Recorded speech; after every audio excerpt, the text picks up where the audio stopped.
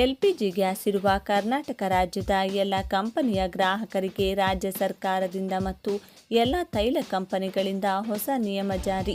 ನಿಮ್ಮ ಬಳಿ Bharat LPG gas ಅಥವಾ HP ಎಲ್ಪಿಜಿ ಗ್ಯಾಸ್ ಅಥವಾ ಇಂಡಿಯನ್ ಎಲ್ಪಿಜಿ ಗ್ಯಾಸ್ ಹೀಗೆ ಯಾವುದೇ ಕಂಪನಿಯ ಮನೆ ಬಳಕೆಯ ಅಡುಗೆ ಅನಿಲ ಇದ್ದರೆ ತಪ್ಪದೇ ಈ ವಿಡಿಯೋವನ್ನು ಈಗಲೇ ಲೈಕ್ ಮಾಡಿ ಮತ್ತು ಹೊಸದಾಗಿ ಜಾರಿಗೆ ಬಂದಿರುವ ಹೊಸ ನಿಯಮ ಏನು ಅನ್ನೋದನ್ನು ಕಂಪ್ಲೀಟ್ ಆಗಿ ತಿಳಿದುಕೊಳ್ಳಲು ವಿಡಿಯೋವನ್ನು ತಪ್ಪದೇ ಕೊನೆವರೆಗೂ ನೋಡಿ. ನಿಮ್ಮ ಬಳಿ ಮನೆಯಲ್ಲಿ LPG ಗ್ಯಾಸ್ ಇದ್ದರೆ ಮಿಸ್ ಮಾಡದೆ ನೋಡಿ.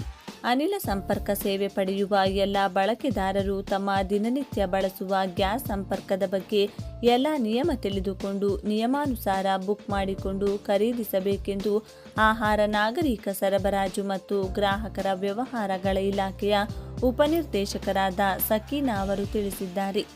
ಗ್ರಾಹಕರು ಸಂಬಂಧಪಟ್ಟ ಗ್ಯಾಸ್ ಏಜೆನ್ಸಿಯವರಿಂದ ಮುದ್ರಿತ ರಶೀದಿ ಪಡೆಯಬೇಕು. ಮುದ್ರಿತವಾದ ರಶೀದಿಯಲ್ಲಿರುವ ಮೊತ್ತವನ್ನು ಮಾತ್ರ ಸಿಲಿಂಡರ್ ಡೆಲಿವರಿಯವರಿಗೆ ನೀಡಬೇಕು. ಯಾವುದೇ ಕಾರಣಕ್ಕೂ ಹೆಚ್ಚಿನ ಮೊತ್ತ ನೀಡುವಂತಿಲ್ಲ.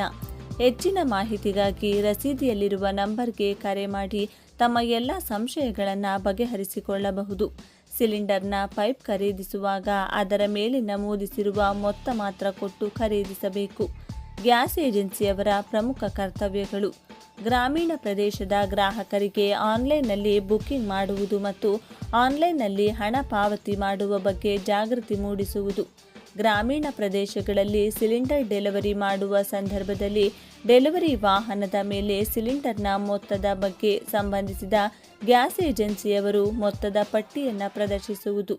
ಕಾನೂನು ಮಾಪನ ಮತ್ತು ಇಲಾಖೆಯಿಂದ ತೂಕದ ಯಂತ್ರವನ್ನು ಸತ್ಯಾಪನೆ ಮತ್ತು ಮುದ್ರೆ ಹಾಕಿಸುವುದು ಹಾಗೂ ಸತ್ಯಾಪನೆ ಪ್ರಮಾಣವನ್ನು ನಿಯಮಾನುಸಾರ ಪ್ರದರ್ಶಿಸುವುದು.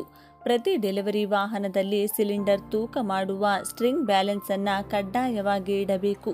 ಸಿಲಿಂಡರ್ ಡೆಲಿವರಿ ಮಾಡುವಾಗ ಗ್ರಾಹಕರು ಸಿಲಿಂಡರ್ ತೂಕ ಸರಿಯಾಗಿರುವುದನ್ನು ತೋರಿಸಲು ಕೇಳಿದಾಗ ಕಡ್ಡಾಯವಾಗಿ ಸ್ಟ್ರಿಂಗ್ ಬ್ಯಾಲೆನ್ಸ್ ಮೂಲಕ ತೂಕ ಮಾಡಿ ಸಿಲಿಂಡರ್ ಮೇಲೆ ಬರೆದಿರುವ ನಿವ್ವಳ ತೂಕ ಸರಿಯಾಗಿರುವುದನ್ನು ತೂಕ ಮಾಡಿ ಗ್ರಾಹಕರಿಗೆ ದೃಢಪಡಿಸಬೇಕು.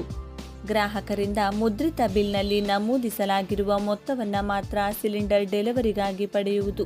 ಮುದ್ರಿತ ಬಿಲ್ಲಿಗಿಂತ ಹೆಚ್ಚಿನ ಮೊತ್ತವನ್ನು ಪಡೆಯುವುದು ಅಥವಾ ಹೆಚ್ಚಿನ ಮೊತ್ತಕ್ಕೆ ಬೇಡಿಕೆ ಇಡುವುದು ಲೀಗಲ್ ಮೆಟ್ರಾಲಜಿ PC ರೂಲ್ಸ್ 2011 ಮತ್ತು 18 ಉಲ್ಲಂಘನೆಯಾಗುತ್ತದೆ.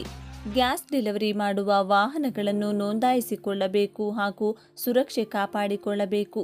ಯಾವುದೇ ಅನಧಿಕೃತ ವಾಹನಗಳಲ್ಲಿ ಸಿಲಿಂಡರ್ ಸರಬರಾಜು ಮಾಡುವಂತಿಲ್ಲ. ಒಂದು ವೇಳೆ ಮಾಡಿದ್ದಲ್ಲಿ ಕರ್ನಾಟಕ ಅಗತ್ಯ ವಸ್ತುಗಳ ಕಾಯ್ದೆ 1955 ರಡಿ ಪ್ರಕರಣ ದಾಖಲಿಸಿ ಕಾನೂನು ಕ್ರಮ ಕೈಗೊಳ್ಳಲಾಗುವುದು. ಸಮರ್ಪಕವಾಗಿ ಗ್ರಾಹಕರಿಗೆ ಸೇವೆ ಒದಗಿಸದೇ ಇರುವ ಗ್ಯಾಸ್ ಏಜೆನ್ಸಿಗಳ ಮಾಲೀಕರ ವಿರುದ್ಧ ಕ್ರಮ ಕೈಗೊಳ್ಳಲಾಗುವುದು ಎಂದು ಅವರು ಪ್ರಕಟಣೆಯಲ್ಲಿ ತಿಳಿಸಿದ್ದಾರೆ.